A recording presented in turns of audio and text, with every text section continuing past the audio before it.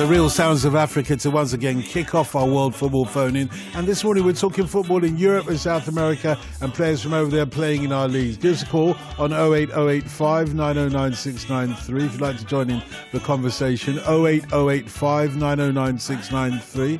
Also, if you don't know how to get in touch with us, drop us an email at bbc.co.uk, up all night at bbc.co.uk.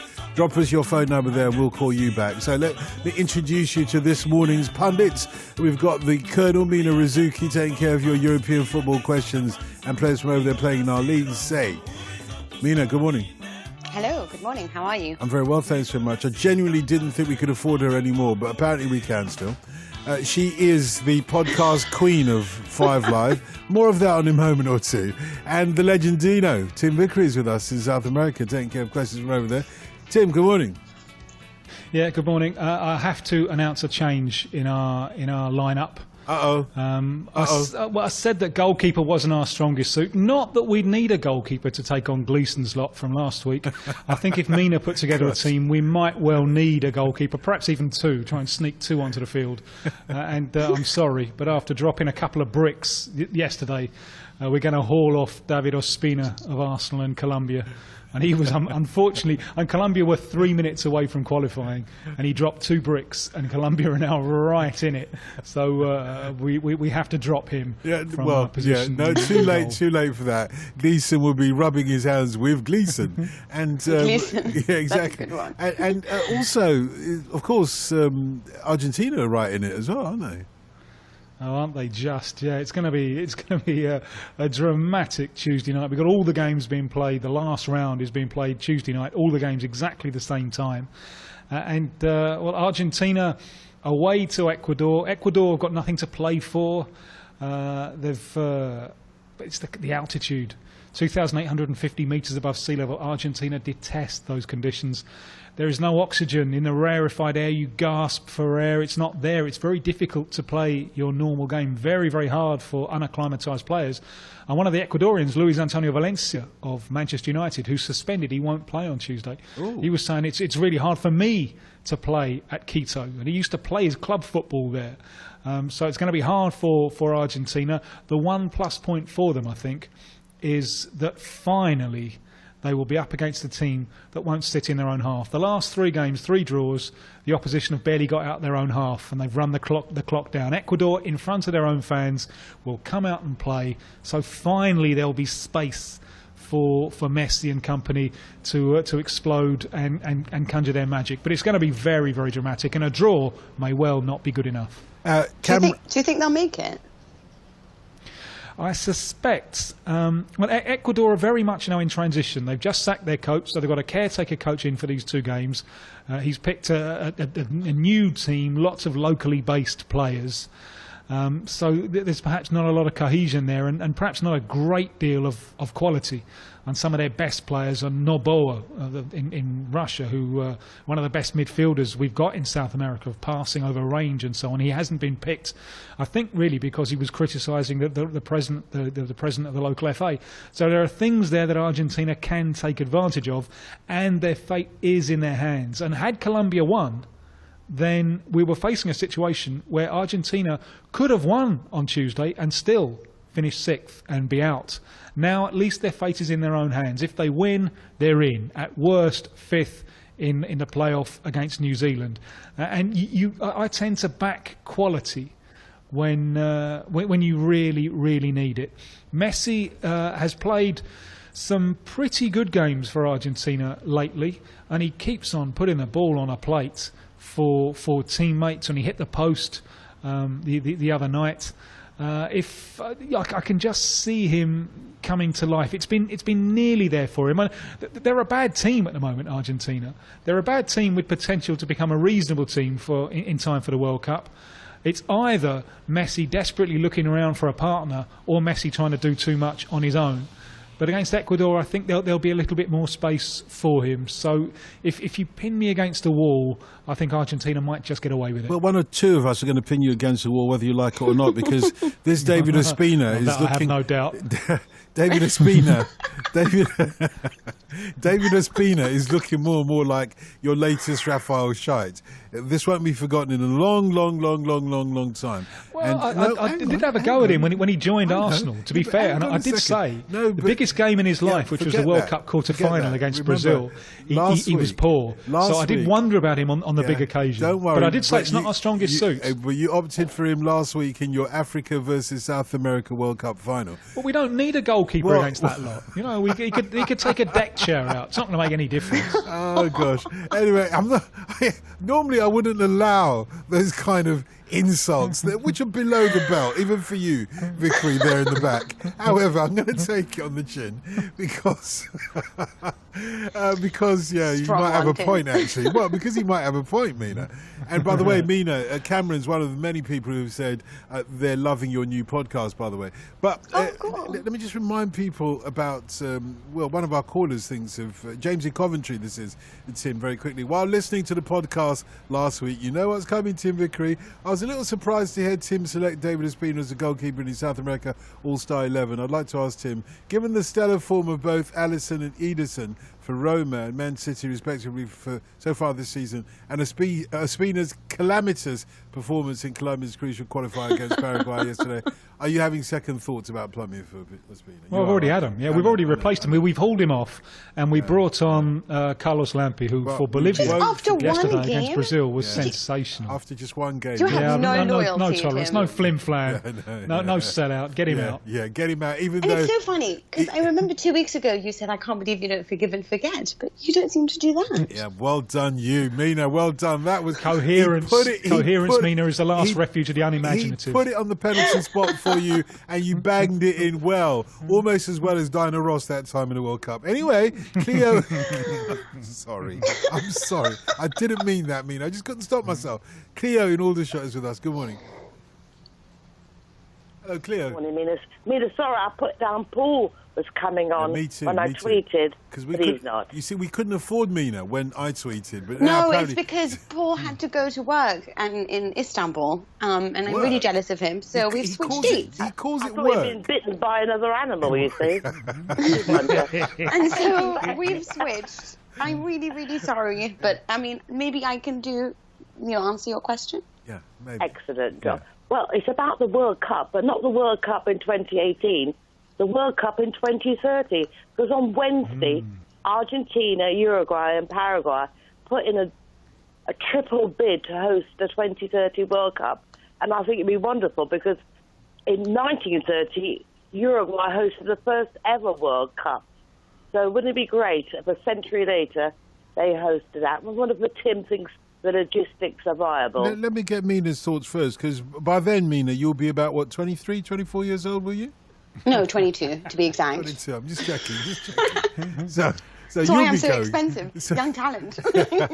So you'll be going. But why do you think they put together a triple bid, though? Is it because they're a little bit too greedy and anxious to host a World Cup or what? Would it work? I think that that's the whole point of, trying to get it. We've realized now that one country taking on this burden financially, on a social level, there's too much going on, and it's almost bankrupting certain nations. And so if you all go in, it shares out the cost. It makes, obviously logistically there's going to be problems. But look at, this is the whole point of a different FIFA, right? It was trying to give everyone a chance. And this is a way, in my opinion, of them trying to say, okay, if we're three nations and we're all going to come into it together and we're all going to work together, and it gives the fan to see three different countries shoulder the financial cost. And we have more of a chance of winning it than if it's, just another country, basically. Yeah, that's what I think. But I would. Sorry, go logistically is a huge problem. Yeah. Yeah, Tim, how huge a problem is that geographically, logistically? I can see Argentina and Uruguay, because Uruguay is lower Argentina, so to speak. They may not like it, but they are. But Paraguay seems a little bit off the beaten track. Paraguay is the fast one, right? Yeah, it's an unknown quantity. It's already caused problems, this, because the idea is to celebrate the centenary. So it's got to be Uruguay. So this idea came first from Uruguay, but Uruguay only has one city, Montevideo. So there's no way that Uruguay could do a modern World Cup on its own. So it had to look outside its borders. So hence the idea of Argentina coming in. So Argentina and Uruguay. And Gianni Infantino, FIFA president, is on board. He was there at the launch. But we've had problems even before the official launch of the campaign. And that is that Argentina went and invited Paraguay as well. And Uruguay they hadn't told Uruguay about that, and Uruguay really weren't happy about it. Uruguay didn't want Paraguay in it. The idea being, I think, that Uruguay want to dilute the thing as little as possible. You know, they want it to be theirs because it's a centenary of something which is very, very important for them. So in classic South American style, even before the official launch, we're already having rows about it. Which perhaps doesn't bode particularly well for the future. It is a lovely romantic idea. It will be bitterly cold. My God, those places are cold in June and July. You know, and Paraguay can be all right, but also, you know, I did the Copa America in Paraguay in 1999, and my God, was it cold. Argentina and Uruguay, no doubt about it, and that wind whipping off the River Plate, it is like a knife. So if you do come, Mina, wrap up warmly. Looking ahead to 2030, you know, how old will I be? Well, you know, will you still need me? Will you still feed me when I'm 65? It's a moot point. Yeah. That's a worrying point as well. You'll basically be Totti's age at that point. And we'll get back still to playing you. for Roma. We will get back to you One about potential problem here is if 2026 goes to the Americas, north, you know, if that goes to USA with Mexico and Canada, is the rest of the world going to put up with 2 consecutive World Cups in the Americas? So there's a potential political problem there, because that will mean a lot of World Cups outside Western Europe. Yeah. Now that will mean that Western Europe won't have had the World Cup between 2006 and 2034, and let's see how that one will go down. No, doesn't UEFA didn't it say in June that it would strongly support a pan-British or English bid to host the 2030? So I don't know whether, you know, it depends on where it goes, right? Would that change things? And like you're saying, if it is going to go to the United States, Mexico and Canada, then perhaps it will go to England in 2030. Indeed, which takes away the idea completely of celebrating the centenary. So and maybe it makes more sense to get behind a British one for 2026, although you know, that puts the US nose out of joint. So lots of conflict to come, I feel. It's a good idea about the centenary, but remember when they did the centenary of the Olympic Games in Athens? It's kind of like, it wasn't the best Olympics ever, you know. Yeah. So does that mean in 2030 2030? Threadbare, I think. Yeah. So will Italy get it in their centenary? Go on, Mina. Italy. I don't really think it works like that. It's not a kind of average white band, let's go round again type move. Why Because that would mean we would have to pause. We would have to pause between 2039 and 2045 to have another world war, and I don't think we want to do that, do we? Jesse in Houston, Texas is with us. Good morning, Jesse, on that note. Hello. Hey, good morning, guys. How's it going? Very well, thanks. Good to hear from you, all the way in Houston. And you want to talk about the Champions League? Go ahead. Yes, sir. Yes, sir. Hey, how's it going, Tim and Mina and Don? Good morning. Good morning. Hello, good morning. I wanted to... Hey, good morning. Pretty much, I kind of wanted to see if I can sneak a second one. It's going to be quick. But the first one is about the Champions League and pretty much world football and how the economy, how money's changing it. I noticed that the prior installments, the last 5 years, the Champions League has tried to do a Super Bowl type of event for the final, to where they have a pregame show, a concert, and then they try to have like a halftime concert deal with celebrities, like, you know, just different celebrities that pop up and sing. And I felt like a lot of I don't know how to say this, but a lot of the true, I guess, football fans or older football fans, they think that dilutes the game. They think that that's not what football should be. Whereas here in the United States, pretty much everybody, all they care about is the halftime show at the Super Bowl. The game is... I've been to the Super Bowl. I've been to the Super Bowl in Jacksonville, Florida, between the New England Patriots and the Cleveland Browns. And the Eagles. The Eagles, Philadelphia Eagles. Yeah. And it was Paul McCartney's turn to do "Damn, amazing, yeah. Never Let Die," boom, and all the fireworks went up when the piano went bam, bam, bam, bam, bam, bam, bam, bam, bam. It was amazing. But I must say, spectacle. the actual game was even more amazing. Sorry, Paul.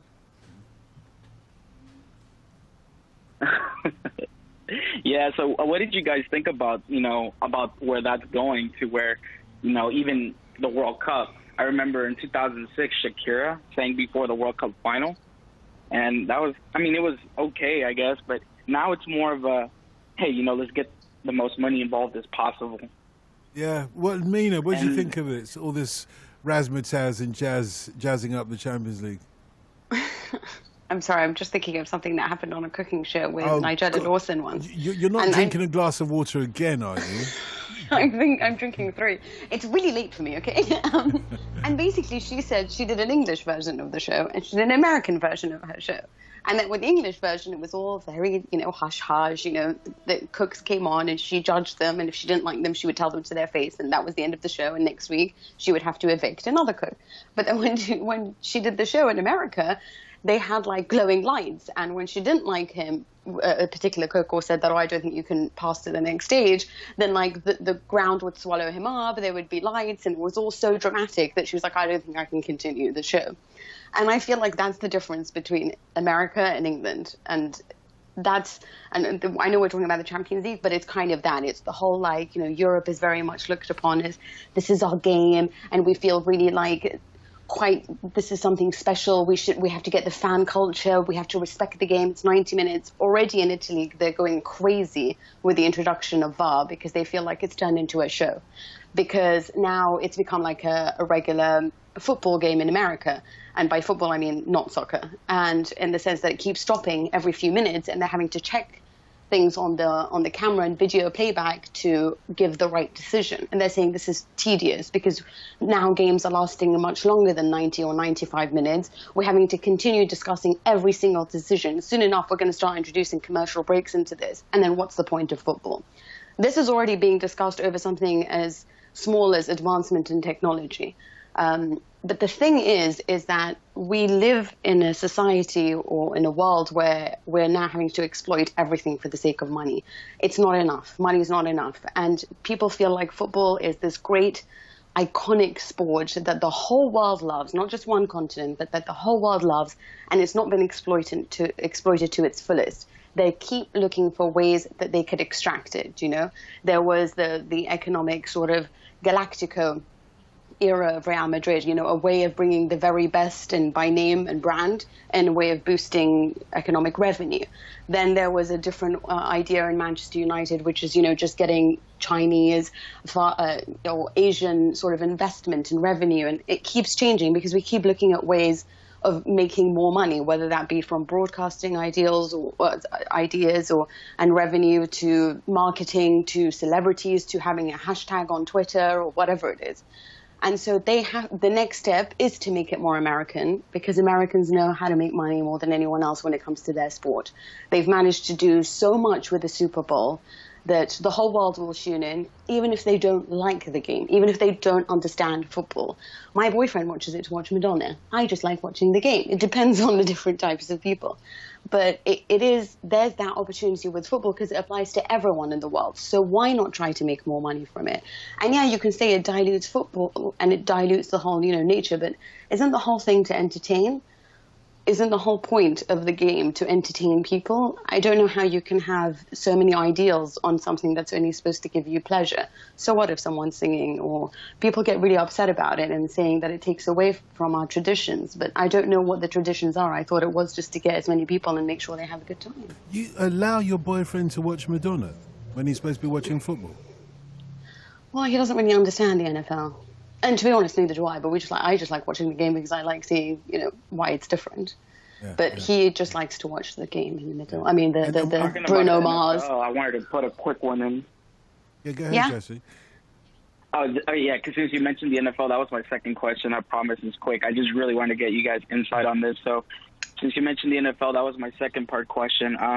I don't know if you guys are familiar with the Colin Kaepernick story. If you're not, I'll just summarize it. Pretty much, we are familiar, but you go ahead and summarize it. Summarize it anyway. More of Trump's response to it, more than anything. He's taking the knee, of course. Yeah. I don't. Do you guys have bleepers? I don't think I can say what he did. I'd rather not go into it because I think I might be taken off that. No, I'm kidding. So pretty much, is a starting quarterback, pretty much the captain of the team for a club in the NFL. He's without a job because he's standing up for social activism. He's standing up for minorities that are being mistreated police brutality. Pretty much they're getting beat up for no reason, or they're getting harsher punishment. So Colin Kaepernick, he decides to take a stand and kind of like Muhammad Ali did back in his day, and pretty much protest silently. Arguably, his protest is more like that of Tommy Smith and John Carlos at the 1968 Olympic Games. That's correct. And they both lost their jobs as well. They lost all their sponsorship. Exactly. And for years they had to go hungry. You know, their families had to go hungry. Yeah, exactly. But what exactly is the question then? So the question is, so he's pretty much exactly. So it does match up in marriage to football. So I don't know. I know in South America, I've heard of things that would happen, that players get blackballed. Pretty much they get moved out of the club, or the fans hate them due to social activism. I was wondering if this is the case either in Europe that you've maybe heard of, that a player gets released from the club or doesn't get a call-up internationally because he has a second not an ulterior motive, but he has something. He's taking it politically, so to say. Yeah, okay. Exactly. I'm going to ask that very same question, Jesse, but bear with me. I'm going to ask it after the news here on 5 Live. Okay, I'm going to come to it. I'm going to give both Mina and Tim some time to think about that, and also because I wanted to introduce Matt into the conversation. And this, I'm pretty sure, is the first call we've ever had from Slovakia. Matt, good morning. Hello. Good morning. How are you? I'm very well, thanks very much. Is that Slovakia, as in Slovakia without the Czechs? Yeah, it's definitely Slovakia by itself now. Yeah, so it's Slovakia with... Slovakia. I'm from South Wales. Oh, right, yeah. Of course we can hear that. You want to talk about Wales. Yeah, go on then. Like obviously I'm a long-time listener of the podcast, so I've been... I've never actually listened to you live, but I've been out this evening celebrating Wales' victory over Georgia, but my question is more towards South American football and towards the Legendinho. Living in Tanava, I don't know, I'm sure the Legendinho is aware that we've recently had a Brazilian living here, and he actually lived in the same neighborhood as me, the famous seal Curlon. Oh, right. I'm sure Tim can teach me how to say it properly. I'm sure it's not Curlon. No, it is. Yeah, you did it right. Yeah. Go on. How do you say it, Tim? Is it Curlon? Yeah, Curlon. Curlon. Curlon. I thought it might stress be is on the E. Way to say it. And it's not a lot you can my do. My question is really like Spartak Trnava, probably one of the. Well, they were one of the more famous teams in Slovakia, and there's all sorts of issues with football in Slovakia with fans boycotting and stuff, but they're generally one of the better-known teams, and it's crazy. Like, I'm walking down the street and I'm seeing, I'm walking past Curlon, walking with his, I think he had like his little kid with him, and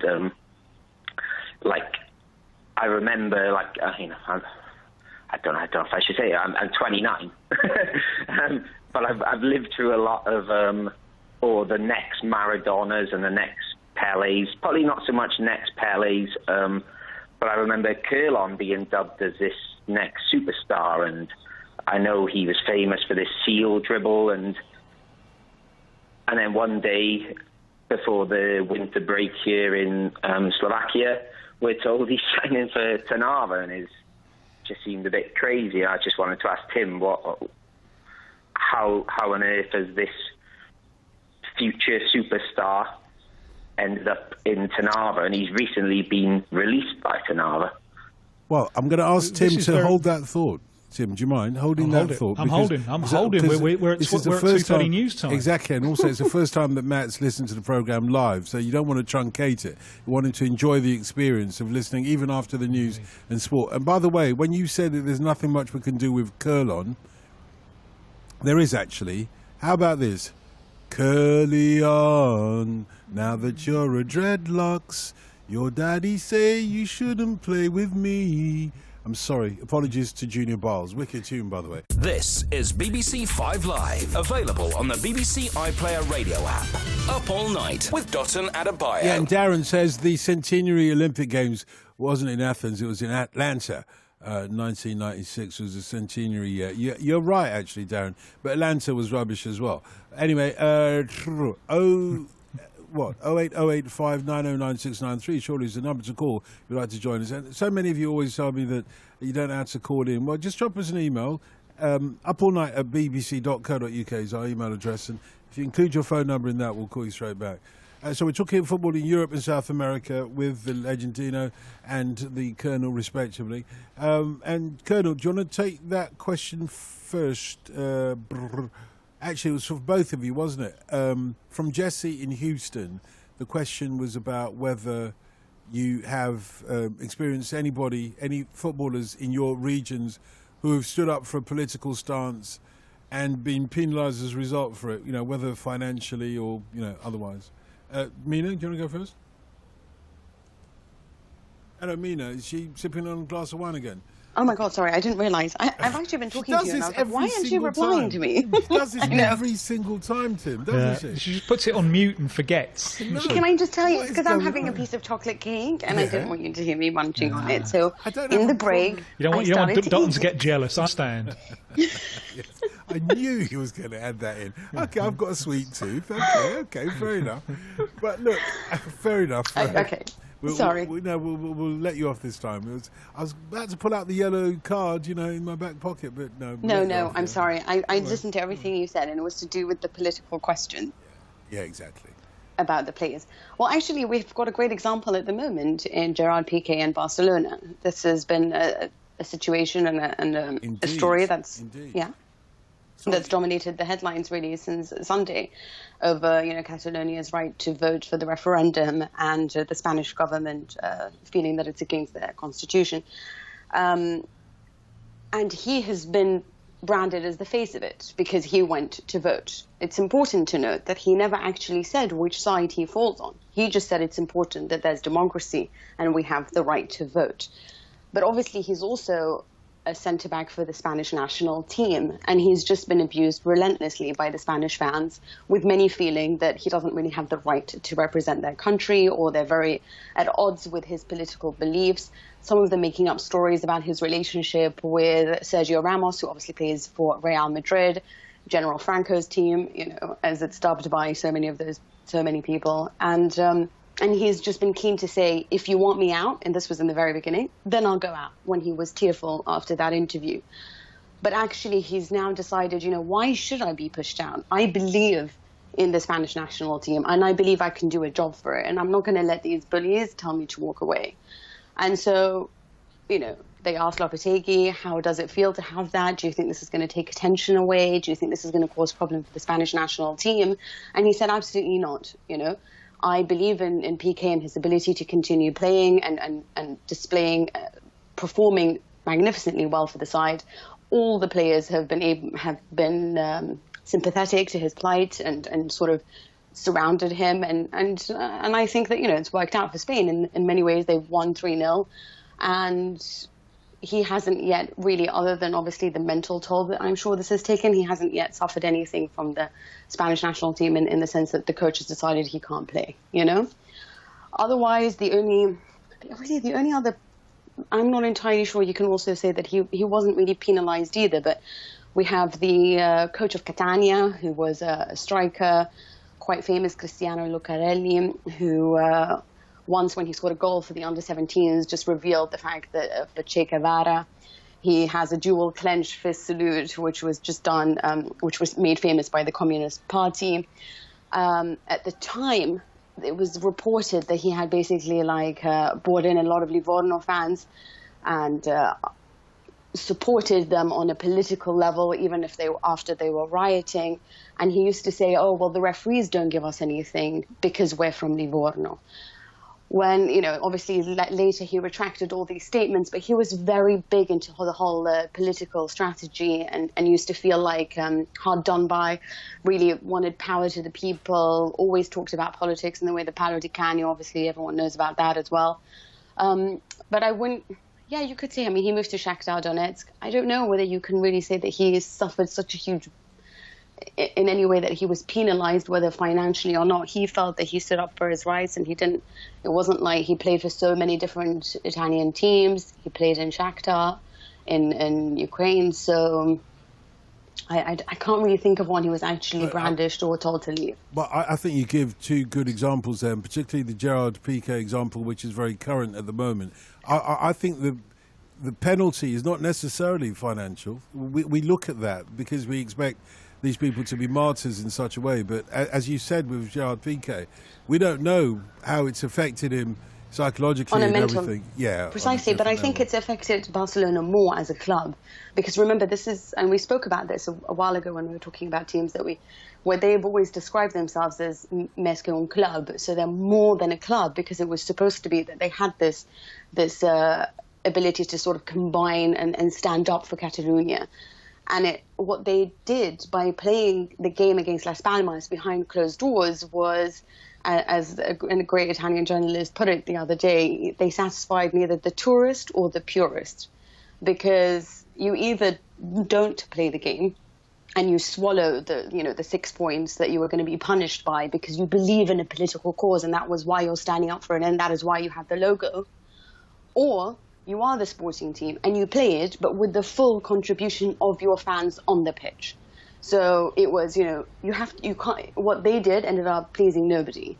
And I think that Barcelona has taken a huge hit from it, more than, Gerard Piqué, you could say, but there's been a lot of people who've come out and spoken on Piqué and said, that he's come out and shown himself to have courage. He has won himself a few fans in certain different European countries who've admired the fact that he's standing up for himself. Whether or not they agree, that's completely different. It's up to him. He didn't actually choose a political party. He's just simply said, I believe in democracy. Yeah, and just in case there's anybody who doesn't understand the context of this conversation, is because of the Catalan referendum on Sunday. There have been all sorts of permutations as to what will happen to Barcelona, let alone players who are of Catalan origin, like Gerard Piqué. And there was several people last week after the election, which was won by a majority of 90% of those who voted. 40% of the people there voted, but 90% of those who voted for an independent Catalonia. And many people here on 5 Live, listeners, were suggesting that, well, Barcelona may then not be eligible to play in the Spanish leagues and that they could possibly come and play in the English leagues. No. But first of all, just explain whether they would be booted out of the Spanish leagues if Catalonia was to become independent or not. Do you know what the ramifications of that would be, football-wise? I don't think... If you take the examples of other countries in the sense that, well, we have Swansea plays in the Premier League, we have Monaco plays in the French League, so I cannot imagine they would allow that. La Liga would allow that. Barcelona is obviously a huge money pool. The whole league is based on that relationship and the rivalry between Real Madrid and Barcelona, both politically, footballing-wise, everything. This is just, they're two huge brands, and the league would suffer without both of them there. It's not like if they're going to start playing for the Premier League, then they can very well play for Spain. So they will find a way to ensure that even if Catalonia does have independence, our belief is, or according to, this is, by the way, discussed on our podcast, just I'm going to throw that in, but anyway. Advertising your podcast I'm so sorry. On the World Football Phone-In. Well, we're all on BBC 5 Live. Yeah, this is true. It's a decent enough podcast. I'll give her that. So, again, it's not my opinion that's being shared on this. It's what the others as well said. And we don't feel that there's going to be a world in which they don't play in La Liga. So I'm sure they'll find a way, much like we've seen, like I said, Monaco playing in the French League. And it's a way where everyone benefits. But remember, it's not just Barcelona. There's Girona, there's Espanyol, What does that mean? They'll all be kicked out? There's only, how many of them? There's very small teams, really. Barcelona is the biggest, and I would say Espanyol is the second. So you can't really just have a Catalonian league because nobody's going to watch that at all. So, Tim, in South America, is there anybody that has stood up above the parapet politically and suffered as a result? Certainly has been. And the key decade here is the 70s, really, with the decade of the military dictatorships. And I think probably the outstanding case comes from Chile. A little squat striker, very good little striker that Chile had, Carlos Caselli, who was left-wing and made his opposition to the Pinochet coup in 1973 very, very apparent. That stadium, the main stadium in Santiago, was used as a as a concentration camp, and thousands were tortured and hundreds were executed there. And Caselli, after the stadium was reopened, he made a point of celebrating a goal and going to the part of the stadium where there were no fans. A brilliant, brilliant gesture. He was communing with those who had died, those who were no longer there. Fantastic gesture, and he made his opposition very, very apparent. And it's incredible. This is a story that shows the animalist level, in the most negative use of the word animalist, because I love animals, of the Pinochet regime. Caselli's mother was kidnapped and tortured. They kidnapped and tortured his mother. And thankfully, and this rebounded on them, because Pinochet organised a referendum that was supposed to extend his rule, and he lost the referendum. He wasn't very happy about that. He wasn't very happy about going along with the results. And part of the campaign, the media campaign against Pinochet, was this woman talking about her experience being kidnapped and being tortured. And then Caselli, very famous footballer, appeared and said, "And you know what? That woman was my mother." So that's an inspiring story and a deplorable story, depending on which way you look at it. Another one which I think is very interesting is Brazil from the 1982 World Cup, where they had that great side, but the centre forward didn't really fit in with the side. The big lumbering Serginho with a technical midfield, it just didn't match.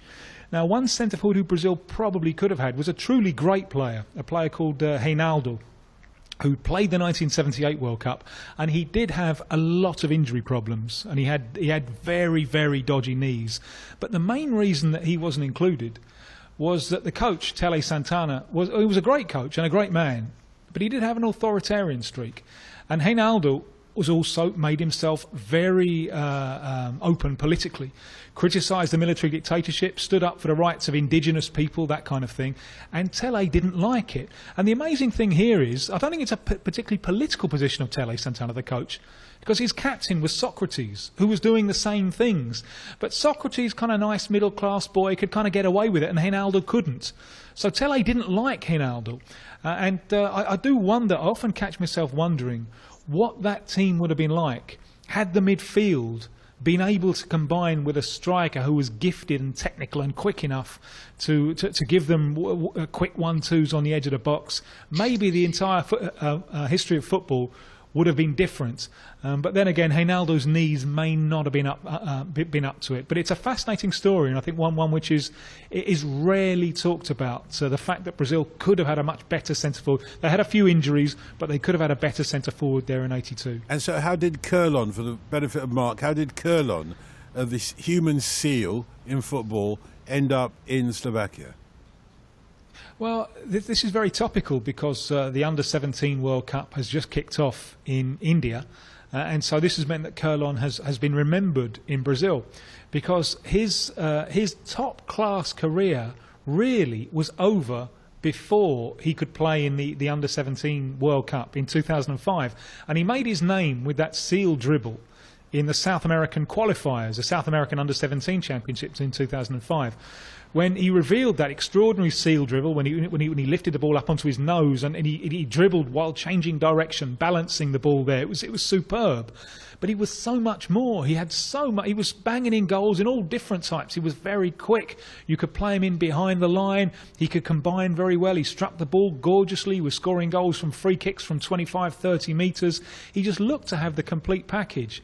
But before the World Under-17 Cup, he smashed his ankle.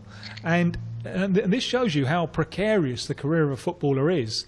He was never, ever the same thing again. So he played a little bit in Brazil for Cruzeiro, who's a big club, and then he went all over the place. And he spent quite a lot of time in Italy, in Holland, and then it became ever-decreasing circles, and he ended up in places like Malta. I think he went to the Far East, back to Brazil, but only to very, very small clubs.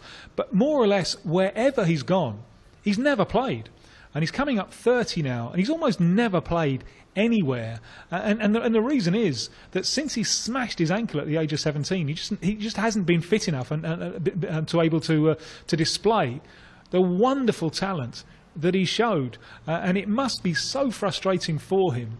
And it's a horrible cautionary tale for young footballers everywhere. You're only ever, or you can be, only one horrible injury away from never being able to reach your potential. Let's speak to Søren in Austin, Texas. It is Søren, isn't it, Søren? Yes, that's correct. My name is Søren, yeah. Yeah, good to speak to you. And thank you for joining us as well. Go ahead, you got a question? Just good morning to Mina and Tim as well. I've been listening for about 7 years now, so it's excellent calling in. It's the first time. Well done, you. Welcome. So my question is about comparison between football and cricket, both sports that I follow quite closely. So why don't we see professional footballers becoming professional referees once they've retired? In cricket, we see it both ways, meaning the ex-players becoming referees, umpires, as we call it, in the game, or administrators as well, and also coaches. Whereas in football, most of them tend to become managers. So I just want to get the opinions of the panel on whether this might actually help us improve the refereeing standards of the game, which is always bemoaned about in the press and amongst fans. I don't like cricket. I love it. Yeah, Mina, do you want to go first with that? I actually know nothing about cricket. I don't think I've even watched a single game. But from what I understand, don't know what you're missing. Oh, really? Organised loafing. I'm assuming that it's much slower paced than football, right? Mina, the umpires don't move. They just stand there. They don't move. See, I've actually never watched a game. Yeah, that's the key difference. I mean, with football, the dynamism. The referees are running of up and football, down. Yeah, which means that they retire. You know, they're forced to retire now, and some of them have been able to stick it just a couple of years. You know, but they retire like 47 or something like that. So there just simply isn't time for former players. Let's say you're 35. You've got to get trained, and then that's it. It's time to retire. You know, and if I was talking to someone who recently runs a site for referees in Brazil. And someone said, well, why don't you, become? And he said, well, I just didn't start early enough. I'm 30 now, and if you want to become a top class referee, you've got to go through the stages. Obviously, for ex-players, they could shorten the process and reduce some of the stages that they have to go through. But there's still obviously stages that you have to go through. Just the mere fact of being a player might give you one or two advantages, but it doesn't automatically qualify you to be a referee.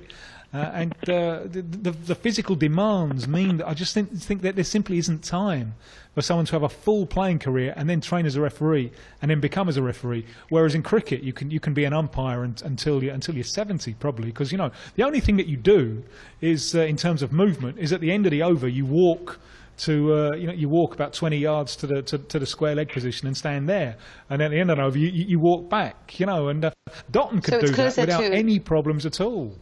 So it's closer to tennis, I'm not responding where they sit to there. that. Right. Yeah, something like that. Yeah, it's closer to tennis. I'm sorry, I don't watch this. But I would also assume that they can't be objective as much as I feel like with footballers, it's a part of their character is based on ego and passion, and they have their own philosophy. So I feel like being a ref in a game, unless it's between two teams, they have absolutely no, which I can't imagine that happening nowadays. I feel like everyone has an opinion. So if you're going to ask, I don't know, Gary Neville to ref a game between Real Madrid and Barcelona, that maybe he might have feelings towards one or the other. That's another thing I would say. But I honestly don't know anything about cricket, so sorry. But having said that, I have something else to throw in about political players, but we can do that after. Can we do that after? Søren, it kind of didn't answer your question, did it? Or did it? Oh, it did. I never thought about the physical demands of being a professional referee versus being an umpire in cricket, which is quite obviously put. That I have to agree with. Maybe you could answer one of our questions, which is this question isn't really ours. This has come from Bill in Queens in New York. But it starts off, last week, the MLS club FC Dallas inserted, I love the way he says inserted, a substitute who was not on the team sheet before the start of the match. Do you know about that? No, I don't follow the MLS, unfortunately, even though I've been here for almost a decade now in the U.S. Yeah. Oh, well, that's a shame. Anyway, but what do you think about it? I did go to the first game for Atlanta. That was an amazing atmosphere, I have to say. It was amazing. Yeah. They've been bringing in the crowds. Manchester United that your panel Mina and Tim might have heard about. And are you from the UK initially then, or where? No, I was actually brought up in Singapore, which might go to explain the accent, maybe. No. I was just thinking when you said that you don't really watch the MLS, I'm presuming that it's the English Premier League that you watch then, you know? Yes, yeah. Having grown up in Singapore, yes. Could you explain something else to us then? Because me and Dominic Busby were having this conversation earlier on. You watch the English Premier League, and no doubt you watch it because of its pace and its excitement and everything. Could you explain to us, as an outsider, how it is that the England national team doesn't have that pace and excitement, especially when they're playing against Slovenia? How come? Could you solve that conundrum for us? He's a good person to ask, isn't he, Don? Yeah, indeed so. Don and I have been trying to work out, we think we've worked out how England can win the World Cup, and that's by playing like the English. Yeah, like the English. We could win. We could win. Win it, we'd walk it, Don. Yeah. Is that why we don't... it's because well, we don't... OK, we may... yes, thanks, Mina. Is that... Sorry, I'm sorry. Is that why we don't play like the English? Because we don't really want to walk it. We don't want to walk it. Yeah, we want to give everybody else a chance. I think you want the competition. We want to frighten them to death. Yeah, we want to give everybody else a chance to win, because we've already won it once. Yeah, how many times do you want to win it? We have to give the Dutch a chance. Exactly. They're never going to win it, but we keep giving them a chance. Yeah, could you explain that, Soon, do you know? I was actually watching another program this week on the BBC, Match of the Day, I think, and they had a comparison for the number of English young players in the league. I think that might go to explaining the chances given to young English players. So this is young Spanish players in the La Liga, young German players in the Bundesliga, so on and so forth. Yeah. That's an idea. Yeah, I think you've got a good idea there, Soon. And thank you very much. We'll come back to you. Can I come in on that? Because you're this from is topical in South America. America. You see. Soon, thanks very much. Well, it is, because England have just won the World Under-20 Cup. Yeah. They beat Venezuela in the final. Venezuela beat Uruguay in the semi-final. Okay. Now, Venezuela and Uruguay just met in World Cup qualification. The Venezuela team, the Venezuela squad, is full of players who played in that tournament, who've been fast-tracked. Uruguay now have 2 players they've fast-tracked who've changed the characteristics of the midfield. So straight away, you see the benefits that Venezuela and Uruguay have had from the World Under-20 Cup. England, who won it, those England players who won the trophy have been fast-tracked to the England senior squad. And how many are actually getting a regular game in the Premier League? That's a good question. I still don't think that's the reason. What is the reason then, Mina? I think it's a bunch of things, but I also think it's a mentality thing. It was interesting that you just said something about playing the English way. And that's one thing where a lot of the time when you hear pundits discussing it, they're saying, oh, well, we should do this like Spain, and we should do this like Italy, or we should do this like Germany. But very few people, discuss about just really believing in your own style of play and actually going for it. And that's always been with the selection of coaches having been brought in, whether they be foreign, whether it's been, Ericsson or Capello, there's always been different ideas. I feel there's a lack of identity when it comes to that. More than that, I don't think there's enough experience for these players. A lot of the ones, whether they be South American or Spanish, they'll try to play football outside of their Spain. They have more experience. They understand how to play counter-attacking football or possession-based football. That's another thing. But for me, mostly, in the words of Gianluca Vialli, it all is about your mentality. And I think that they can do so superbly well in their qualification, but when it comes down to it, there's a lack of winning edge. There's a mental block at the moment, and that's largely because in the English game, you applaud players all the time, whereas in any other team or in any other country, you're always insulted for making the smallest of errors. Mina, you uttered 2 words which have broken one of our listeners' hearts. Okay. Do you know what those words were? England? My boyfriend. Thank you. Thank you. Well, listen, according to one guy on Twitter, apparently I have what is it? Online dating profile that somebody found, which is not me, so I just wanted to make that clear. Yeah, imposters. We don't deal with imposters on this. We've got Faisal in Birmingham, though, with us. Good morning, Faisal. Hey, guys. How are you doing? Hi. You all right? Good, thanks. Great show, by the way. Great people. Thank you. And love listening to you guys. Brilliant, yeah. Thank and you. we love listening to you so far, so bring it on. First of all, can I start off when I first made my when I made my first call, which was like several months ago. I mentioned Tim's Birmingham accent, and I said that it was horrible. But what I meant by that was that the accent is bad, but his impression was good. I get you. Basically, it's rubbish, but you can tolerate it. Yeah, you can tolerate it. I didn't take it personally. Don't worry. Don't worry. I love it. I love it. We can sit down and talk about it over a lager dash later on if you like. No, you're right. It is rubbish, Faisal, but we're all laughing, aren't we? So. Yeah. Who does he sound like to you? Is it Noddy Holder? Is it Lenny Henry? Who does he actually sound like? To your Birmingham ears. It's very deep, Birmingham. So it's something somewhere from Dudley maybe or Wolverhampton. Yeah. I wouldn't say it's Dudley. Yeah, exactly. I wouldn't say it's specifically Birmingham. Cause, So it's not Handsworth Revolution or anything like that. Yeah, exactly. Yeah. Okay, I get you. Okay, thank you for clarifying that, because we've often wondered, but we just didn't dare to ask. We didn't dare to ask. So go on, you got a question now. Yeah. So this question is for both Tim and Mina. It's regarding the issue of what makes a great player through their intelligence rather than their physical attributes such as speed and strength, and why the annual world starting XI, which is published by UEFA or FIFA, tend to always consist of informed players and players with the most merit rather than abilities such as intelligence and forward-thinking skills. And I've made my ideal XI, which I'd like to share, just to give an idea of what your thoughts on the whole thing, if you don't mind. Yeah, go ahead.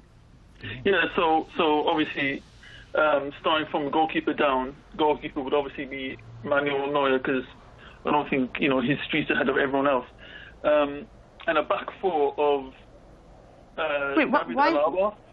What? So, Mina, what were you asking? Why Neuer ahead of everyone else? Based on, are you saying as in current form, or you're saying overall from what you've seen in the last few years? Overall, right, okay. The best. Yeah. And this is intelligent-wise rather than physical attributes, yeah? That's what you're sticking to. Yeah, right? Okay. I think he goes wider than just, saving the ball with his hand, with his feet. But hang on, don't you just want him to save the ball?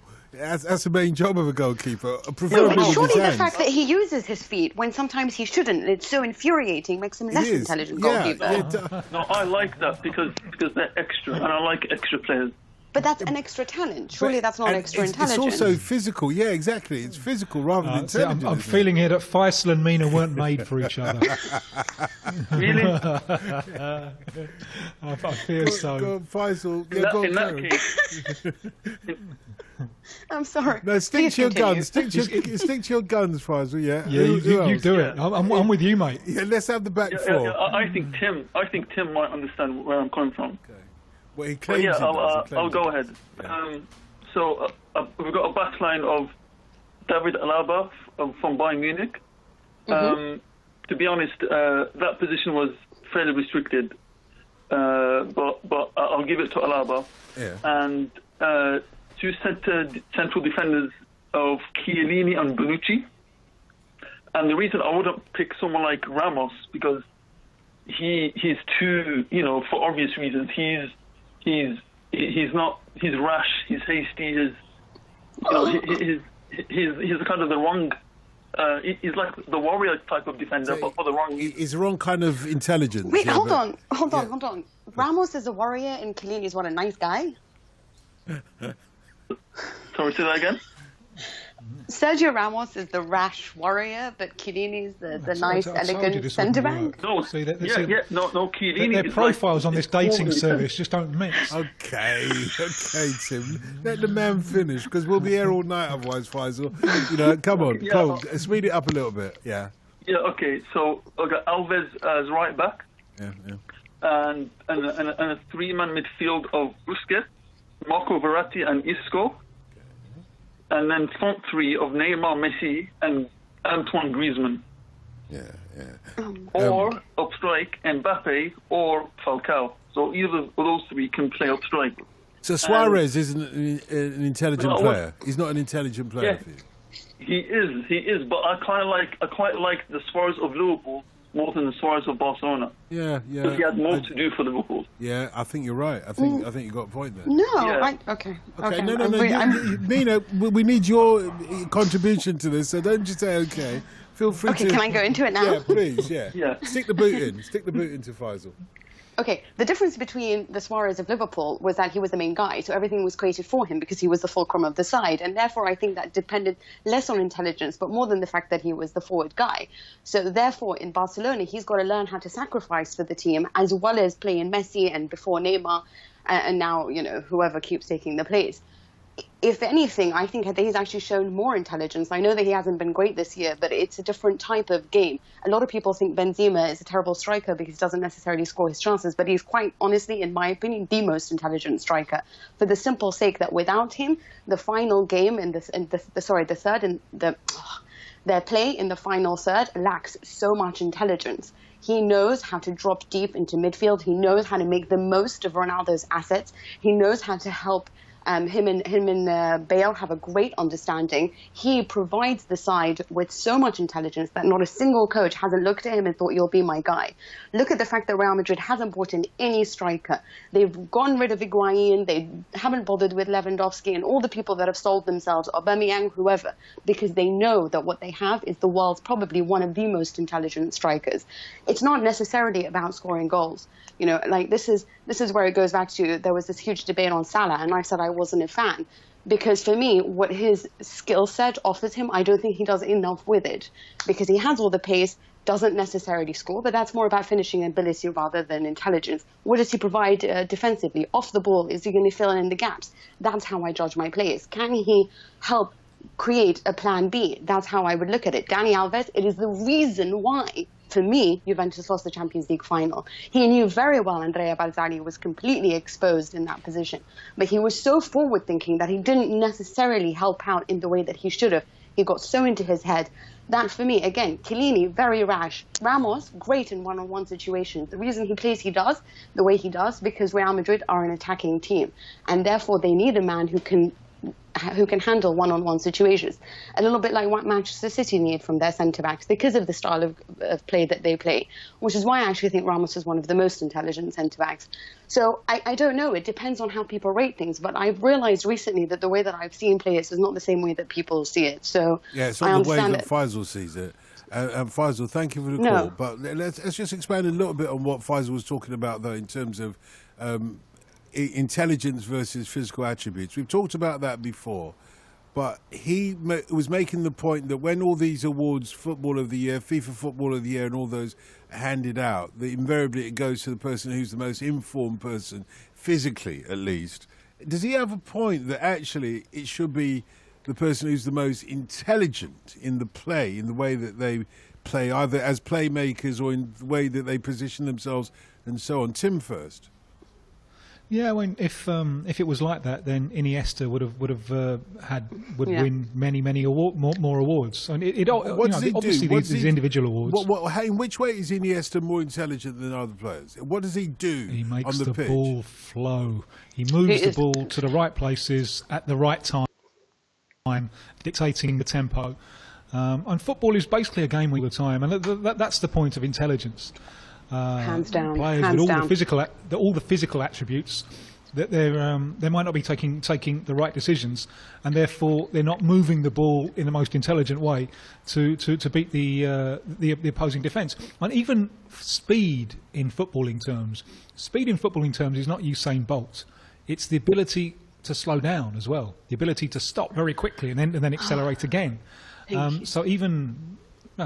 You've got to thank you. Just notch it up. Notch it up. You're not going to get enough one tonight, so enjoy it. No, it was quite nice actually. I'm sure it was. So all of these considerations as well. Yeah, are clearly are clearly part of the way that we should be evaluating players. And at the end of the day, I think we give far too much importance to the World Player of the Year award and all of that, because it always comes down, I think, to what happens in a collective context. And you watch Lionel Messi at the moment for Argentina.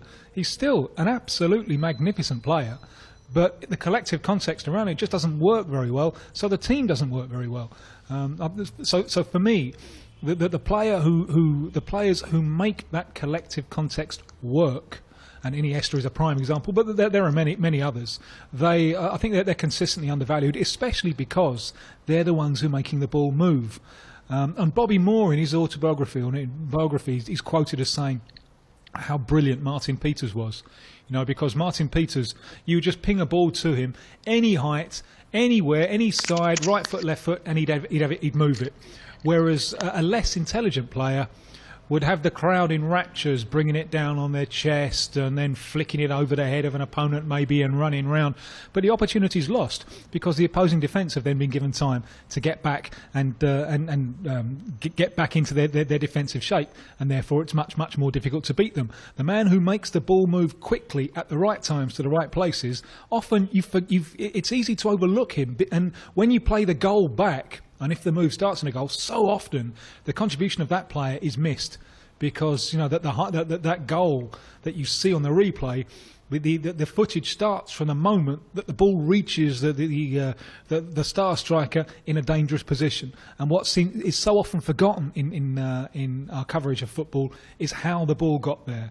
So for me, players like Iniesta is a classic example of someone who's been consistently underrated. But Mina, if it's as simple as Tim is suggesting, it is simple by saying... No, it just looks simple when it's done right. Right, it's not okay. simple. But why aren't other players able to recreate that? Because if I was a footballer, I mean, when I think about, if I was ever able to... Can't any other artist do that Mona Lisa? It's just a case of putting paint on the canvas. Yeah, but Mina, recreate what Andres Iniesta did. Sorry? What? Sorry, recreate what? What do you mean? Yeah, but Tim's just thrown, a Mona Lisa into the mix. But okay, the point is, I mean, is it for you the same as Leonardo da Vinci? When a footballer uses intelligence, is it the same as a Leonardo da Vinci painting, or is it something else that can be learned? It's the only game I watch football. Yeah, but can it be learned? Can it be acquired, or is it just this person was born fortunate enough to be more intelligent than all the other footballers on the pitch? It's both. I think that you can learn it, and I think you can be trained in that way. Really, a lot of the times, it's there's a difference. There's people who show potential. They can be coached and they can be taught. And there's others who you will explain it to them 1,000 times and they won't absorb it. And that's really, for me, it's very annoying, because sometimes you'll see people with so much talent and it just seems wasted. And there are those who are, in my opinion, God-given, like Redondo. I mean, he is my all-time favorite player, because what he could do on a field, I just don't think anyone else could. Clarence Seedorf is another great example of just supreme intelligence on the pitch. And then other times you can say they were coached into that, they were taught by the right people at the right time. Like I think Ronaldo is one who's coached himself into it. He was more of a man who had a lot of talent, but learned how to put that into, or channel that into the right areas. So I do think that there's others where you have no hope, where you'll tell them 1,000 times and they will make the wrong decision on the ball. It's simple. It's something that Carlo Ancelotti spoke about when he was in Real Madrid. And for him, it was just a case of, he said, like Verratti at PSG, an example of a player that many people think are intelligent and who is intelligent. But the thing with Verratti is he was very young, in the sense that he thought holding the ball for vast amounts of time made him, bright, because, then he could assess his options. And Carlo kept saying to him, you have to release it quicker, because you are part of a team unit that needs to move at a certain pace. You need to read the tempo of the game, knowing when to hold position and when to throw it forward. And I thought that that's exactly what it is. He just thought by holding possession and by, making an accurate pass, that is what made him a great midfielder. But it actually was something he was taught, and you could see it showing up in his game. Isco, again, taught by, Ancelotti, in the sense that you have to be able to, read the game properly, in the sense that against Borussia Dortmund, when he did do some nifty tricks or when he was on the ball, he chose to go in the wide areas because he didn't want them to win the ball back centrally, because that's how they could punish Real Madrid. He read the game perfectly. But again, Isco is somebody who retains possession sometimes for too long, doesn't release it quickly. Still a very intelligent player, but it's something that sometimes they just have bad habits that you can knock out of them. But intelligence is not necessarily just that. For me, in Italy 2006, we talk about, Fabio Cannavaro as probably, the player of that team. But really, for me, it was Perotta, because he knew what he needed to do and what dirty work needed to be made in order to make sure that the team functioned admirably well. And it was him taking on that role and that burden, sacrificing himself, that showed his overall intelligence. And for me, he became the most important player in Italy. It doesn't necessarily need to be the guy who does something magical or the perfect pass that separates a defense. It's knowing what the requirements of the team unit is and providing that at the right time. Dom, I was afraid, because we had about 7.5 minutes to go to the news. I was afraid that she was going to talk for another 7.5 minutes. Because the way that she talked perfecly up to the 3 o'clock news. Without hesitation or deviation. Exactly. So I thought I really wanted to go into more detail, but I cut myself. Yeah. No, I thought it was maybe another 7.5 minutes. Just to play the jingle each time. No. And then Shut up. You're going to talk exactly into the jingle. But I'll tell you what, by the way, just remind us, Tim, and we'll just talk more about this in a second. Just remind us, Tim, what's the date that everybody should have in their diary to mark the 20th anniversary of the World Football Phone-In? Oh, it's kind of early December. Early I December. can't find the exact date. I've got it somewhere. But basically, cancel. So I'll dig it out for next week. Cancel early December. Any other engagements in early December, because we're going to have a bit of a World Football Phone-In party. But just on this point, we've got a youngster with us. Cokes are in the icebox. That's very nice. That's very nice of you. We've got a youngster in the mix this morning. We've got Joseph Conlan with us. Good morning. You all right? Hello, Dotton. Hello. Yeah, that's very nice of you. Hello, Dotton. It sounds very formal. Sounds like my father, actually. He's a youngster. How old are you, Joseph? I'm 21. 21. Ah, sweet 21. And how long have you been listening to World Football Phone-In? A good few years now, probably about 3-4 years. 3-4 years? But yeah. So you started when you were about 18, 17, 18? Yeah, about that age. Yeah, and is it improved over that time, or has it descended into farce over that time? I'd say it's improved. It's improved steadily. It's improved. Yeah, you see, we've had Joseph in today to help us, with the World Football Phone-In, and to learn a bit of journalism along the way, and to give him his moment in the sunshine. Dom, what's the question that he should be thrown? Because he's going to need a Brazilian shirt name at some point or other, isn't he? Yes. You know what I mean? So you want a question thrown at him? Yeah, but what's the question that we should throw at him to see if he deserves a World Football Phone-In before Sean Wheelock starts telling us, hang on a second, I was doing the World Football Phone-In for 10 years before I got a Brazilian shirt. All right. Should Peru adopt the Christmas tree formation? Oh, that is a good one. That's a good one. Let's see if you can answer that. Yeah. Hold on. Before we get onto that one, Tim, what's the question that you think Joe should be answering this morning? World Football Phone-In wise. Yeah, World Football Phone-In wise. What I'd like to know is, what has surprised about seeing the thing from the inside? What has struck him, or what has surprised him about what it's like there in the studio? Whether it can be anything.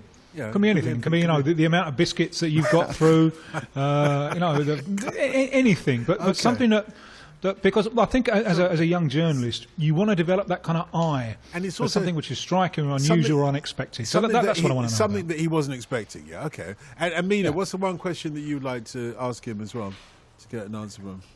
When you watch a football game, what is the thing that you look out for the most, and the thing that impresses you to think this is a team that's going to go far? That's a good question. Okay, which one of those three do you feel qualified to answer, Joe? I think I could answer Tim's question. One. Okay, it's a shame because it's Dominic's one that you can answer. I thought that was brilliant. So let's get on to the Christmas tree formation of Peru. What's your answer to that one? Undoubtedly, I'd say. You've been listening to World Football Phone-In for 3 years, and I ask you, which of those three would you like to answer? You don't know that you shouldn't say the one that you really want to answer. You know how it is. Well, evidently I don't. Well, for goodness sake. Don't let him bully you. Yeah, don't let him do it. Don't let him bully you. You stand up for yourself. So what's the Christmas tree formation? Should Peru adopt it? And what is it? I would say undoubtedly they should adopt the Christmas tree answer. formation. Yeah, it's the right answer. So now, No, the right answer is they should never vote for it. Peru should not vote for the Christmas tree. Yeah, especially if it comes to turkeys. But anyway, let's leave that to answer. Great to have you on the show. Well, you know what Great Peru means? It means turkey. Does it mean that? That's the yeah, it means turkey. Really? Peru is turkey in yeah. How come? That's why I chose it, Don. Yeah, but how come Peru means turkey? Everybody's I don't asking. It does. Did they know How there come was another table country means called table? Turkey? Yeah. Thank you for that one, Sim. Now we've learned something new. Hold on one Imagine second. if every team was called Turkey, but just their own variation depending on the language. Exactly. Okay, so Neil in Crystal Palace is with us as well. Neil, good morning. Hi guys, how you doing? Very well, thanks very much. The answer to your question is no. Which one? Which question? I've got several questions. Go on. He's got several. Give us I your hear first no one. all the time. I want to hear Go on. Give us your first question then. Well, I'm just going to make a quick statement to Mina about Cam Newton's NFL comments. I don't know, you probably would have heard them, even though football is your sport. And I just think idiotic comments like that hopefully go a long way towards ridding us of the casual or even serious sexism to women in predominantly male environment, but I don't want to sound patronising. But No, you're totally right. He basically laughed at when a female journalist, asked him a question about formations and things. And everybody in the world who were watching said, "Hang on a minute, this woman knows what she's talking about. Yeah. Why are you being stupid?" Immediately. So he basically said it's funny. Thing. He said it's funny to hear a woman ask a question. So, okay, I see that's one. So, which other question you want to know about? Atlas, the football team Atlas in Mexico. No, your question was, do you know anything about the Mexican football team Atlas? And I'm just saying no on behalf of my colleagues. Oh, okay. Because I know one thing about them. Actually, I know they started well this season, and then it's gone seriously downhill, and they signed a player called Ravel Morrison, who we know very well. One of the saddest stories to come out of the Manchester United Academy. Well, there's a plethora of sad stories to come out of the Manchester United Academy. This is a sad one. Obviously, he's still going. So is Atlas a place that he can ply his trade? Why is he there? And the reason that I said no was because Mexico is in Central America, and Tim would say that's not my region. It's in North America. It's It's not even central. Well, there you look go. at the map. There you go. Yeah. So you're going to have to wait till John Arnold, our North American football correspondent, comes on and ask him the same question as well, yeah? That means I've got an extra question, but based on sort of a beloved at one time, Ravel Morrison, is a player in any kind of pub conversation, I'll be saying, why wasn't he ever picked for England? What happened there? What went wrong? So maybe give us all a bit of hope by thinking of another player whose career was almost or about off the rails, or even more off the rails possibly, who pulled it around. I know there's many that never do, but is there a player that has pulled it around from that kind of exasperating kind of character that, as many managers have said, why can't this work? And can it be pulled around? I'm going to ask the youngster in the studio, Charles, because you do know who Ravel Morrison is, Joseph. I do indeed. Yeah. So you try and answer that question. You know, frustrating characters. Is anybody like Ravel Morrison you can think of in football? Frustrating. Could have been a contender, as it were, but didn't end up. Exactly. To the frustration of managers and so on. Well, I think from an English perspective. Well, whichever. World Football Phoning. Go anywhere in the world you want to go. I think a very frustrating figure is Jack Wilshere. Yeah, frustrating. Jack Wilshere. I think there was that infamous match against Barcelona where he bossed around their incredible midfield. And look where he is now. Well, couldn't get a place in the Bournemouth starting. But his problem, to be fair, has been about injury, though, hasn't it? It's like a mental problem. Yeah. Like Ravel, I mean. Well, I think maybe to a certain extent you could say Jack's was. It's almost Ravel was so working class and so urban, so stuck in his family, like a high-rise Peckham family, that there's nobody like that in football for him to recognise as somebody to respect. Yeah, yeah.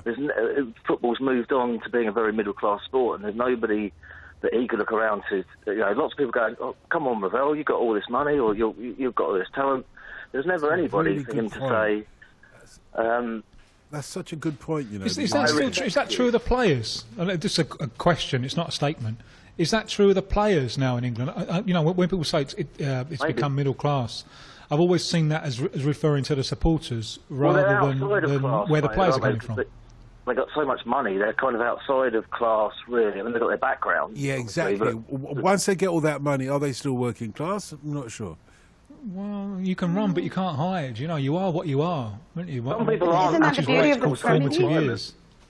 Some people aren't aspirational social climbers. Some people have got it in their genes just to be in the environment they grew up in. And if in football there's nobody there for someone like Ravel Morrison to respect and understand and kind of appreciate the advice, if he sees everybody as kind of like, well, you're the sort of authoritarian person that I kind of lie to and kind of don't really respect underneath it all, then if there's nobody there, I mean, I can't think of anybody that's kind of like a Peckham high-rise kind of Jack the Lads kind of character that's likely to be in football that Ravel's going to come up against that are like the people that maybe he respected when he was growing up, or maybe were a bit like his family. Rio I feel like Ricardo Quaresma, there's other players who grew up with sort of, similar backgrounds. And, sometimes I feel like that's also affected them growing up. But he was at Lazio for a while, and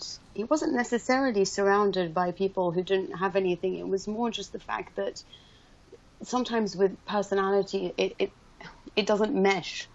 It's not because I don't know. I'm not saying to you that's the reason why, but I feel like obviously in Italy there's a lot of them who do come from very, very humble backgrounds.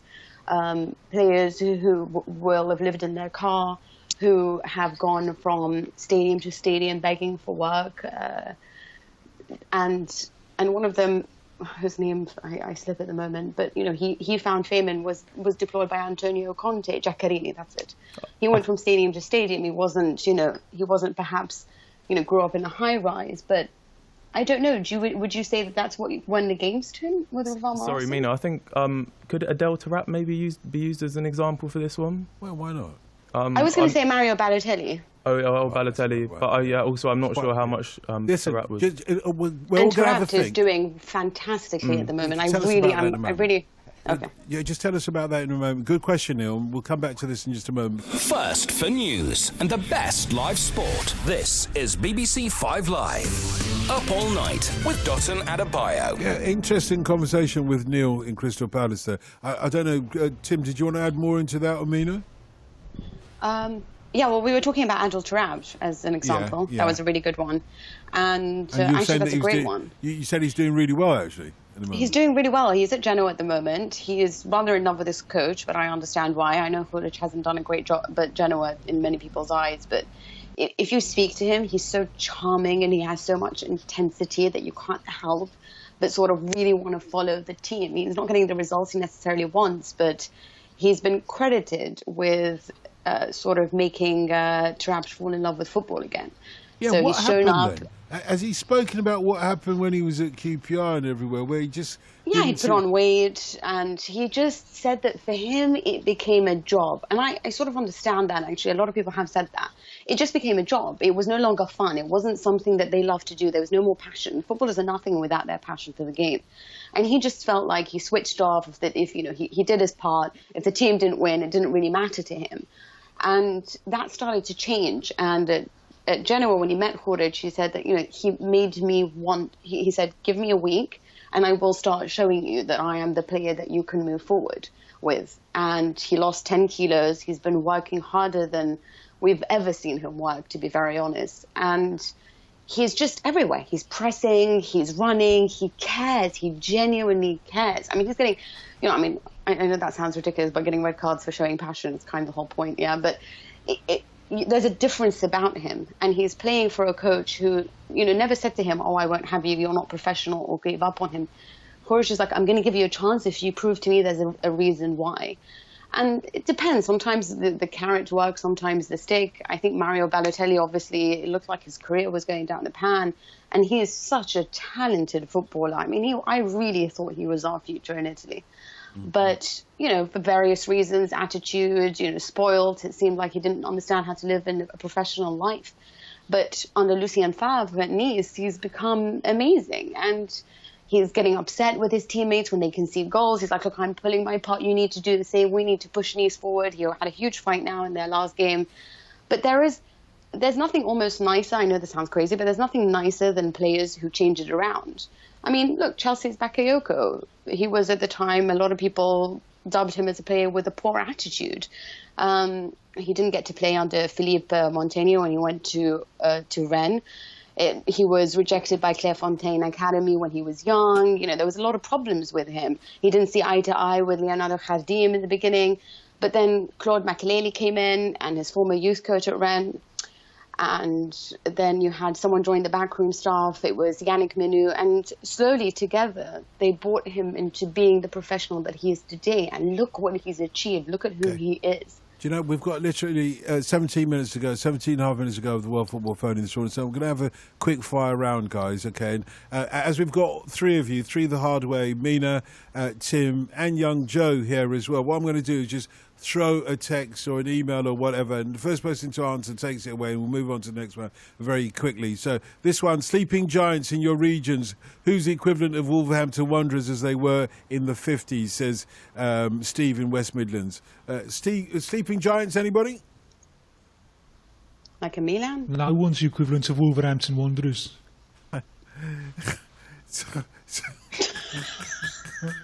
I'm not laughing. So you take it away, Mina, because you're serious about this. Who's the equivalent of Wolverhampton Wanderers in the 50s? No, I mean, they're just not the equivalent. But, okay, I mean... Yeah. Well, I was going to say Valencia, but they've sort of been reignited under Marcelino. This is finally, you know, they've changed it around. It's actually a team made up of a lot of Serie A rejects, if I do say so. Mm-hmm. But they have a coach that they've invested in, a man whose ideas that they are following, you know, clearly he's decided on who he wanted to get rid of at the backroom, you know, in the sort of backroom staff, as well as the footballers within the dressing room, cleared it out, removed everything, changed it around, and Valencia are back to being a force in Spanish Joe, football. you should have said Leeds United. You'd have got in and talked about the sleeping giants. You get it. Anyway, this one as well from Nick in South London. Anybody can answer the question, okay? It doesn't have to be the person who thinks it's in their region. Why are there no black Argentinian players who've been successful with the national team? You've got Brazilian, Uruguayan, Colombian, Ecuadorian black players. Why no black very Argentinian small black players? population in Argentina. That's If no you go back excuse. 200 That's years, no excuse. Well, if you go back 200 years, Buenos Aires was a third black, a third Afro descendant. But it isn't anymore. You don't see black faces there, and some of them joined the army in the wars of independence and went with the army of San Martin to Peru, settled there. Some of them, others died out in epidemics of yellow fever. So there weren't enough to retain a separate, a distinct community and a distinct identity. There have been one or two, and one of the reserve goalkeepers in the '78 World Cup, Hector Balle, is clearly black. But so you can be in Buenos Aires and you just don't see a black face, although it's still there in the DNA, but it's not there as a distinct community the way it is in other countries of South America. That question was from Nick in South London. He says, up the addicts. Abdi says, can any of you think of great players from your regions that never moved clubs? Anyone? Alessandro Del Piero. Rogerio Seni. Oh, he went to Alexander Del Piero. No, he moved to Australia. Okay. Francesco Totti. So Tim. Yeah, Rogerio Seni, the Sao Paulo goalkeeper, who was briefly their coach with an English assistant earlier on this year, and he was more than 20 years Sao Paulo's first choice goalkeeper. Has the world record for the goalkeeper who scored the most number of goals. Could have moved abroad. He's very curious. He's a very well-educated man. Speaks languages, which is unusual for a Brazilian player. Would have loved life abroad, I think, but decided to be an idol at Sao Paulo and stay there for his entire career. Okay, Chris. Andres Iniesta. Sorry. Too late. The first person to answer gets it. Chris in Plymouth says, do you think there's a case for an annual window for all international matches? Anybody? That's what happens anyway. It's called the FIFA calendar. Right. Okay. Yeah. Okay. That's what happens. That's what they've done. Yeah, okay. But he was thinking effectively qualifying a tournament in itself. You know what I mean? What, globalising World Cup qualifications? Yeah, over a period of, say, 6 weeks, yeah. So, making it like... pause club football for 6 weeks? Yeah. And focus only on international football? Yeah, exactly, for those 6 weeks. For 6 weeks. Clubs are going to love that, aren't they? Oh, well. Okay. Well, okay, fair enough. That'd be quite cool, though. I think so as well, actually. Rob says, been a big fan of the show for 7 years. I'd love to phone you, but sadly I listen to you during my night shift at 9 p.m. to 7 a.m. Okay, we'll let you off. If I nipped off to the toilet to phone the show, I'm sure my boss would soon come looking for me. So, what he wants to know is... Argentina have had 73 shots on goal since last scoring. You have to go back to November 2016 since someone other than Messi has scored for Argentina. Why is that? Because Messi. Anybody? Because they're not a good team. No, hang on. She beat him to it. I'm sorry. No. I was just making a horrible comment. Go on, say it. Go on. You beat him to it. First person to comment. Go ahead. I think No, really, honestly, let him go for it. I was just saying because Messi's there, that's the whole point, that they all work for him, right? Reluctantly, let's let Tim go for it. Go. Well, but if you take Messi out, they are rubbish. And he's missed 8 World Cup qualifiers. In those 8 World Cup qualifiers, they picked up 7 points. On everything. When you take him out, there's just nothing there. You know, they're a dreadful team at the moment. Go on. I know what it's going to be. I'm just asking, because they've been so dependent on him and the way that he plays his football, that he's become the fulcrum of the side, and taking him away means it doesn't work because there's no one like him to rescue them. But that's perhaps because they don't know how to play without him. It's almost like they feel the absence, where they haven't actually been taught to not rely on him. So that's why they look so bad without him, as opposed to him being, you know what I mean? I think that's part of it. I mean, for years now, until Sampaoli took over, the current coach, for years, and coach after coach after coach tried to replicate the Barcelona 4-3-3, and it never worked because they don't have the players for it. They don't have the defensive line. They don't have the midfield that can press. So, and he was ending up wandering way back in his own half, picking the ball off the backs quite often. So it never worked. But if I can try a Mark Lawrenson impression. I remember watching the World Cup quarter-final or second round match against Switzerland, when Argentina just managed to scrape through Switzerland by the narrowest of margins. And Mark Lawrenson, who was sitting next to me, said, "My God, there's some ordinary players in that Argentina side," and there are. The key thing behind their decline is, between 1995 and 2007, they won the World Under-20 Cup on 5 separate occasions, and the conveyor belt of talent that they had through to the senior side was immense. You know, from Riquelme to Aguero with Messi in the middle. That's where they secured Messi for their long-term future. Since 2007, 2008, they won the Beijing Olympics. The coach there, Sergio Batista, after the triumph, he issued a warning. He said, the quality of our youth work is going down the pan. And he's been proved absolutely right. All of their under-20 sides since then have been poor. The conveyor belt has stopped. In numerous positions, they are so weak. I mean, goalkeeper, fullbacks, they haven't got anyone. Centre-backs, they haven't had a quality centre-back since Ayala retired a decade ago. Go on, are you going to disagree with me there, John? No, I wasn't. I was just going to say, are either of you going to let Paul Joe Conlan get a word in edgeways? He's just a 21-year-old, and he's trying he's trying to join in. No. I asked him a question, still waiting for an answer. No, exactly. Let him answer my question. Exactly. Do you want to answer the question, Joe? I can't even remember what your question was. Well, it's too late then. James in Coventry says, Alisson seems to have the number 1 spot nailed down for Brazil at the moment, but to what extent is this down to... To what extent is this down to his performances for Roma this season? Not at all, because they stuck with him last year when he didn't get a game for Roma. The man behind him is Tafarel, who was perhaps the first genuinely world-class Brazil goalkeeper, and he works with the coaching staff, with the Brazilian national team, and it was Tafarel who said, "This is the fellow we're going to go with. We're going to go with Alisson." So they stuck with him. Even when he wasn't getting a game for Roma, he's never let them down. He's been lucky, and like Napoleon said about generals, you want your goalkeepers to be lucky, but he's never let them down, and he's done very, very well. It looked like the last round of World Cup qualification on Tuesday, looks like Ederson of Man City is going to get a debut but they've stuck their neck out so far with Alisson that I think he would have to do very, very badly at club level or in the very few friendlies that there are now between now and the World Cup, or get injured in order to lose his place. The idea of giving a chance to Ederson is just to get him in and also make sure that you promote competition for places. They don't want to do what they did for the last World Cup, which was to freeze their starting lineup a year before the competition. Really good email here. Okay. Go on, no, you carry on. Just watch his game against Atletico, Roma against Atletico Madrid in the Champions League. He was spectacular. Yeah, really good email from Gary. He says, I'm a listener for about 7 years and I'm from Northern Ireland. Northern Ireland. Can you do that? Don't laugh Excellent, at Don. me. Go on, Northern Ireland. Just like a No, native. he's from Northern Ireland. Yeah, that's it. He's Northern Ireland. Anyway, that's how he writes it. He says he's from Northern Ireland. Tim loves an accent, he says. Living in Milan. I'm a history teacher. I want to let Tim know that I've got a student of mine to quote and reference him in his coursework. Strangely, my student was assessing the death of Ayrton Senna and the impact that his death had on Brazil during the 1990s. I told him to check and see if Tim had written anything about this period. If I recall correctly, an article Tim wrote mentioned that when Brazil, in the World Cup in 1994, the players carried a flag for Senna and also a Rio derby stopped to applaud the man. Was this true? Does Tim know or remember any other? Senna, very shortly before he died, Brazil played a friendly in Paris against Paris Saint-Germain, and Senna was there and met all the players and so on. He was an idol to the players, and it really, really affected the country, the death of Senna. Not least, I think, because a lot of the footballers, they're working class and underclass kids. Not all of them, but most of them.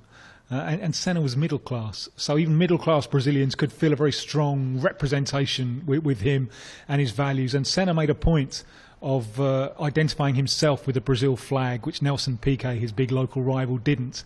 So, and he was extraordinarily important for the country at a time when it didn't have a great deal to cheer about. Yeah, Philip says, can Iceland beat Kosovo, or best Kosovo, he says, and qualify for the World Cup? Yeah, I think they can, actually. I think their team is good enough in the sense that more of us a team unit. So if it's between them, my money's on Iceland. Carl wants to know if the legend of Barbosa, the 1950 World Cup, has affected the history of Brazilian goalkeeping. Well, perhaps, yeah. He was the goalkeeper who was beaten at his near post for the vital goal when Uruguay won that World Cup.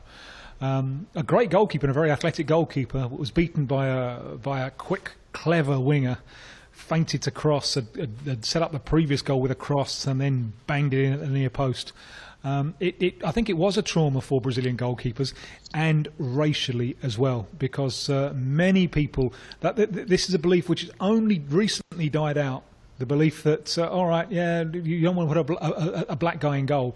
A very famous Brazilian comedian who died just 2 or 3 years ago, he had that belief until the day he died. He didn't like the idea of black goalkeepers. Absolutely stupid belief, but it came from the fact that Barbosa let in that goal. And it did take on Gilmar, who was their keeper during the 50s and 60s, was a good one. But I think it's not until Taffarel is the before and after goalkeeper for Brazilians, because he's the one who goes to Europe, who opens doors, and now Brazil regularly exports goalkeepers to Europe. But maybe what happened with Barbosa and the way that he was crucified afterwards, and he ceremonially burnt the posts, to try and get this trauma behind him. He went to his grave without ever being able to allow to forget the one, the vital goal that he wasn't able to stop.